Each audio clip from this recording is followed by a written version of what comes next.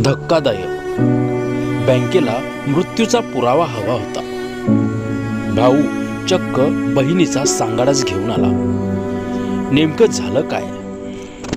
ओडिशामध्ये बँकेच्या नियमांमुळे एका भावाला मृत बहिणीचा सांगाडा बँकेत आणावा लागल्याची धक्कादायक घटना समोर आली आहे.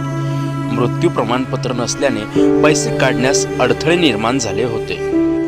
बँकेच्या अजब नियमांपुढे माणुसकीचा कसा गळा दाबला जातो याचं आणखी एक धक्कादायक उदाहरण समोर आलंय. मृत बहिणीच्या खात्यातील पैसे काढण्यासाठी एका भावाला चक्क तिचा सांगाडा खांद्यावर घेऊन बँकेत यायची वेळ आली. बँकेने मृत व्यक्तीचा पुरावा मागितला आणि त्यांच्यावर विश्वास नाही ठेवला. त्यामुळे हतबल झालेल्या भावाने हा टोकाचा निर्णय घेतला. ओडिशातील ही घटना पाहून एकच खळबळ उडाली असून बँकिंग व्यवस्थेवर आता संताप व्यक्त केला जात आहे.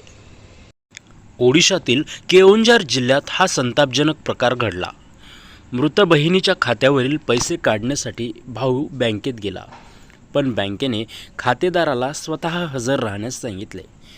ती मृत असल्याचे त्याने सांगितले, पण बँकेच्या अधिकाऱ्यांनी काही ऐकलं नाही.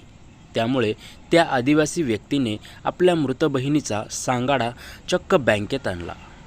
ही घटना ओडिशातील ग्रामीण बँकेच्या मालीपोसी शाखेत घडली. दियानाली गावाचा रहिवासी असलेला जितू मुंडा हा व्यक्ती आपल्या मृत बहिणीच्या खात्यावरील 20,000 रुपये काढण्याचा प्रयत्न करत होता. त्याची बहीण कालरा मुंडा हिचा मृत्यू 26 जानेवारी 2026 रोजी झाला होता. मृत बहिणीच्या खात्यातून पैसे काढण्यासाठी जितू याने बँकेत वारंवार चक्रा मारल्या, पण पैसे काही मिळाले नाहीत. बँकेतून एकच प्रश्न विचारला जायचा. त्यामुळे वैतागलेल्या जितूने टोकाचे पाऊल उचलले. बहिणीचा सांगाडा घेऊन तो बँकेत पोहोचला. याचा व्हिडिओ सोशल मीडियावर व्हायरल झाला आहे.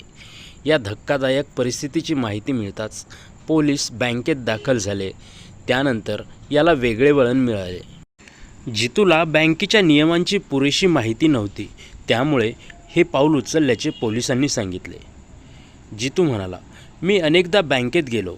तिथल्या लोकांनी मला खातेदाराला सोबत आणायला सांगितले. तो मेला आहे असे मी त्यांना सांगितले, तरी त्यांनी ऐकले नाही. म्हणून मी पुरावा म्हणून कबर खोदून सांगाडाच बाहेर आणला.